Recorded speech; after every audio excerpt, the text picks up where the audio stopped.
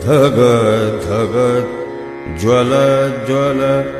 ललाटपट पावके किशोर चन्द्रशेखरे रति प्रतीक्षणां मम धराधरेन्द्रनन्दिनी विलासबन्धुबन्धुर स्फुरधिगणन्तसन्त त्रिपमोदमानमानसे कृपाकटाक्षधोरणि निरुद्धदूर्धरापदि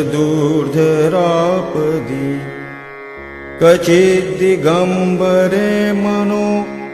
विनोद मे तु वस्तुनि